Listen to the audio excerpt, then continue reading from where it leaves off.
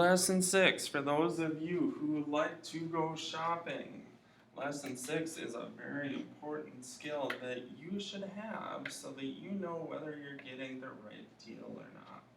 We're going to find percent increase and decrease, meaning, especially for those of you who like to shop, if something is $25 on the rack and I get 20% off, how much do I have to pay? And you should know that up front because not all of the cashiers or the cash registers have that stuff put into the computers correctly. So, to be a wise consumer, this is something that you should at least have a ballpark idea of how to get these different answers. But before we do that, we need to do some very basic stuff. Okay, first of all, we need to change from a decimal to a percent.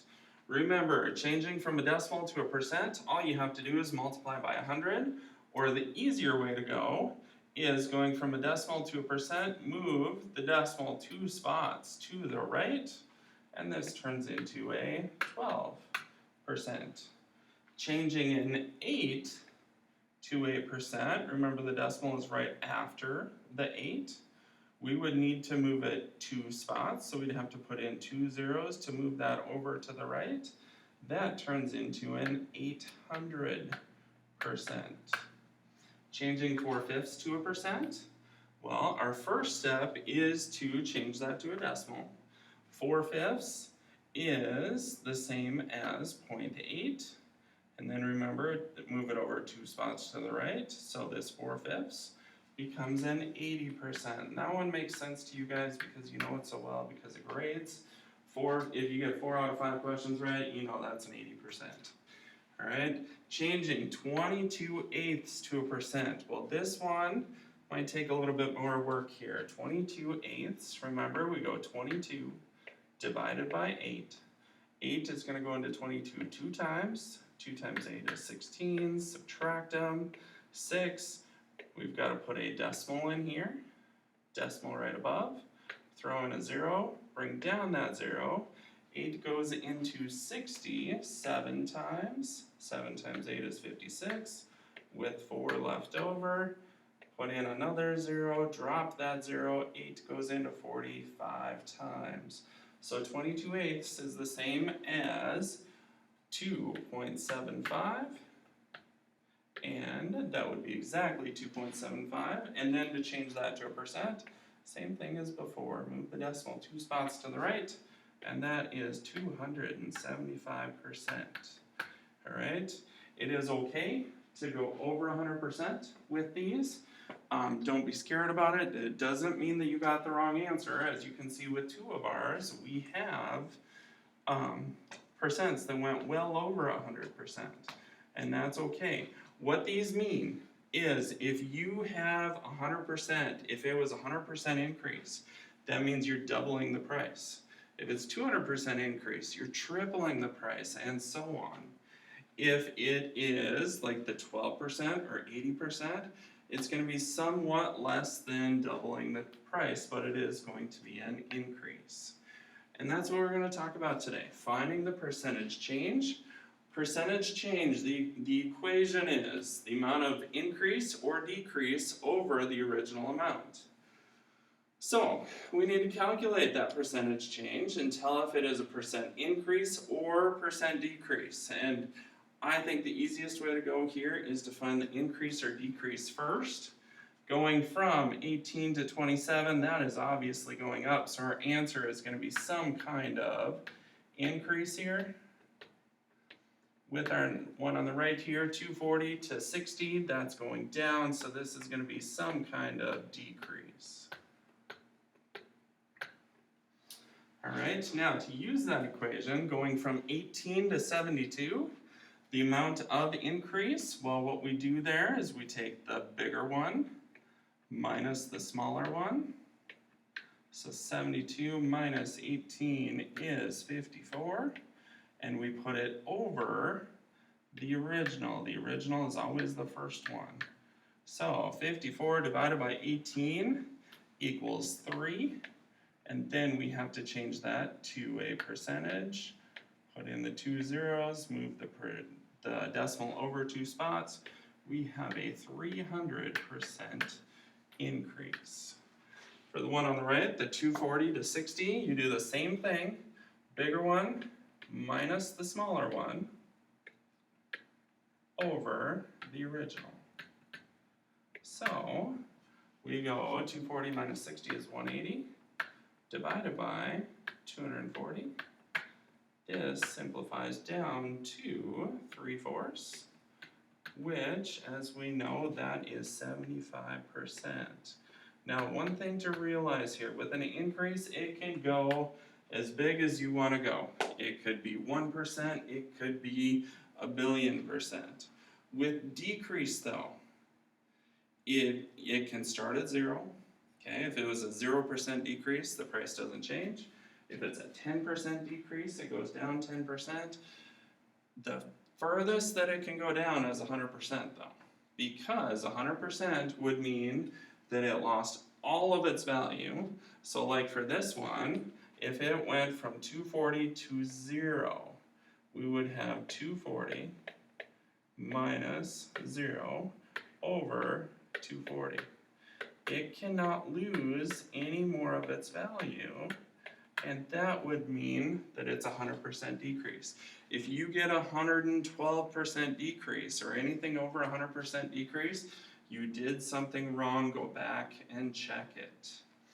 Alright, but it's always the amount of increase or decrease over the original. Remember, it's always over the original. Alright, now, different sort of question, asking kind of the same thing. What is the new amount when 125 is decreased by 15%? So we know that it's going to go down. Alright, and there's different ways to do this one. Okay, what we could do is, this would be the same as, say you go into the store and something is on sale for $125 and or the sale price is the original price is $125, but it's on sale for 15%. What do? Well, the easiest way to go with this one is to take 125 times 0.85. Well, where did I get the 0.85 from? Well, we normally would pay 100% of the original price, but we are subtracting out the 15% sale price, so we are still paying 85% of the original. And then we would just multiply those out. When we multiply 125 times 0.85, we get a total price of 106.25. Now we don't know if that's a price because the 125, we have no label up there. So that could be anything. Because there's no label on the 125, do not put a label down here on this problem.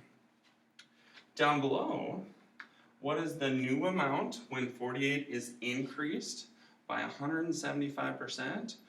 Remember, what I said earlier is if it's 100%, that means it's doubling in price.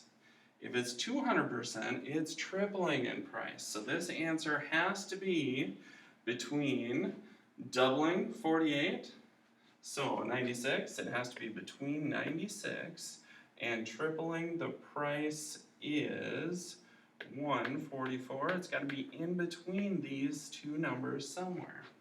Well, how we get that number is very similar to the way that we did it up here. We're going to take the 48 times, now normally we'd think, well, it's 1.75. We've got to change that to a decimal and take it times 1.75. But remember, 100% is doubling, 200% is tripling.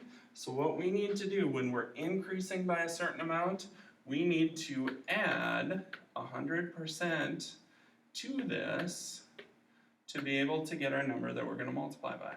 So that would be like saying 275, and then remember our decimal is over here, so we've got to bring it in. So we're going to multiply this 48 times 2.75, and when we multiply 48 times 2.75 together, we get 132. Now what we started with was, we know that it's gotta be between 96 and 132, or 144, and it makes sense that our answer would have to be closer to 144 because the 175 is closest to 200, right? And our 132 falls directly in there, so we're in good shape there. This would be our answer.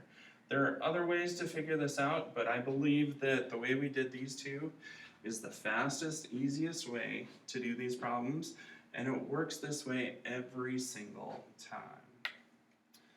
With our next one, and this is what we were just talking about, a digital camera that regularly costs $128 is being offered at a 25% discount. Find the sale price of the camera. Well, we're starting with $128. Okay, and normally, like we said earlier, normally we'd pay 100% of the price, but it's on sale for 25% off. So if we subtract that out of there, we're still paying 75% of the original.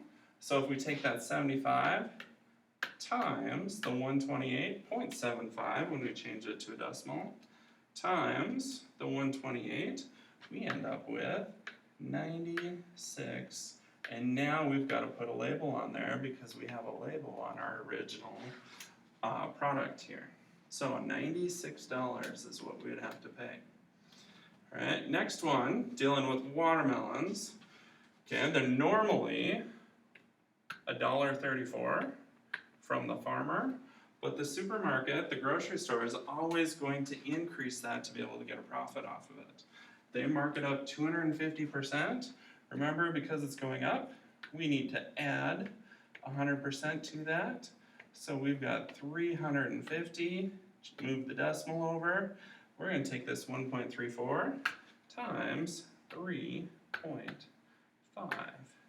And when we do that, we get an answer of $4.69. And that is a normal thing that businesses do. They will always mark up products. But just remember, when you're doing this stuff, there's lots of different ways to do it, okay? When you are trying to figure out the percent increase or decrease, take the amount that it changed over the original, or when we have the percent, remember, if it's a discount, take that 100% minus whatever the discount is to figure out how much you're paying.